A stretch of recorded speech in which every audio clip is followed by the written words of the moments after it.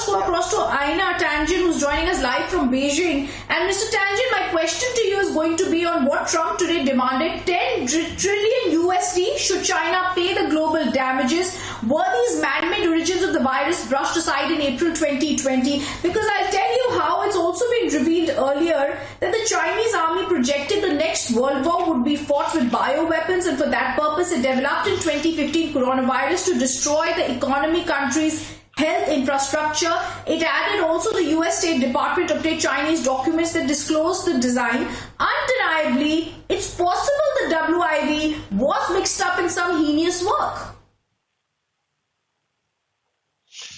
Well, as far as Donald Trump's concerned, I mean, he was also the person who was suggesting that you ingest bleach or shoot it into your body or use some sort of ultraviolet ray to somehow on your organs.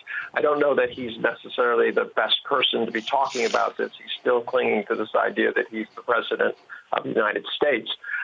In terms of this overall picture, keep in mind that, there's two ways you can go with this. You can go with science. You've heard from a distinguished person who's a professor who's involved in this, and he's told you what this virus is, and he doesn't see it as man-made because there would be telltale markers that would be in there.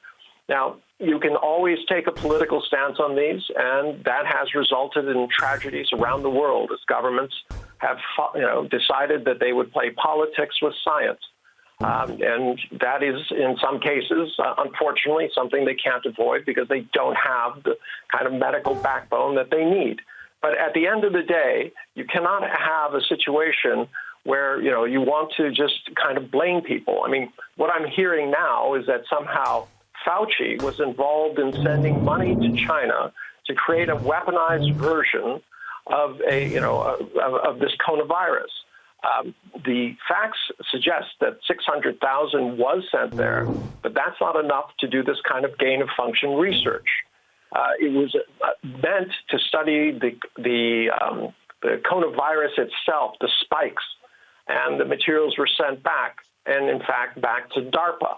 Now, I'm not going to suggest that the U.S. government did this. I'm just saying that it would be very far-fetched to believe, given the relations between the United States and China, that somehow they would decide to do gain-of-function research in China. That just doesn't seem to pass the smell test.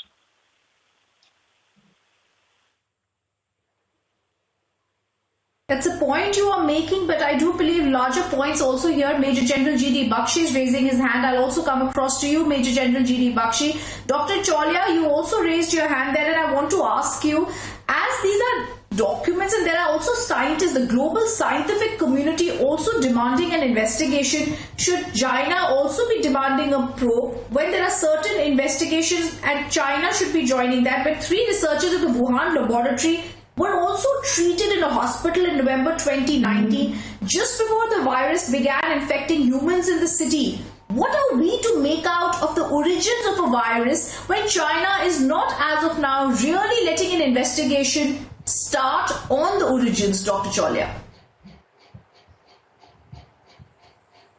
Yeah, Rhythm, that's the whole point, right? I mean, China has been obstructing and obfuscating. Mr. Tangen is saying that we should not play politics with science. Who is playing politics with science? It's the People's Republic of China. They started this. They covered up for many months when it was percolating, it was spreading, not only within mainland China but across the world. They reported it very late, in late January, by which time probably several months of transmission had been going on. It was the Communist Party, the dictatorship of Xi Jinping, that covered up the fact that this had been circulating. Forget the origin. The origin, of course, is now the mystery to be resolved. But even the fact was circulating, they delayed the information. So that was the first politics they played with science. After that, all the investigations that have happened so far, Rhythm, the WHO inquiry, most of these have been politicized by China. China decided who would be on the WHO investigation team. China said, we are a sovereign state. You cannot come and investigate wherever you like free. So we will do a guided tour for you. So the WHO investigation was a sham because it was a joint thing done by China and WHO. And WHO scientists were escorted all the way and shown in a kind of a artificial manner what the Chinese wanted them to see, and the report was also written in such a fashion. It was compromised. So who is playing politics with science? It's China. The Communist Party's legitimacy, its survival, its a so-called model of successful governance. All these are at stake. They want to cover up because they don't want to admit failure. They don't want to admit neglect and possibly something more sinister if the lab leak is correct. Biological weapons, they have one of the countries which have invested a lot of money into this. Their military doctrines talk about it. So we cannot rule those out. And last thing I want to say, Rhythm, is the whole saga is now with the Fauci emails. What does that show? The Americans were naive. They thought that this is scientific cooperation. The same language, they fell for the Chinese. They thought this is one area where China and the US can bilaterally cooperate and do something good for humanity. But it backfired. What Fauci is saying is not that he was directly funding gain of function research in Wuhan Institute of Virology. Yes, Dr. Cholia. We gave that money. And we don't know whether the Chinese used it for the legitimate purposes or for something sordid and terrible. So I think the Chinese misused and milked the Americans. They have done not only with the US government, many private universities, Harvard, Princeton, Yale, you name it, some of the biggest names in US academia where there are high-tech labs have cooperated with China in good faith. And now the Chinese have repaid them back by backstabbing them, and now you see the reality. The Americans are waking Correct, up. Dr. Cholia. They had been so entangled with China in all forms of investments and scientific cooperation, and now they realize that behind their backs, the Chinese were hoodwinking them, and now the Americans themselves have paid a heavy price. The world is paying a heavy price for trusting China. So we cannot trust China. We cannot trust the Communist Party and its obscurantist mindset. And therefore, weakness. Dr. We Cholia, cannot trust them. That is the real lesson of this whole saga. Yes. And I hope the Americans have at least learned it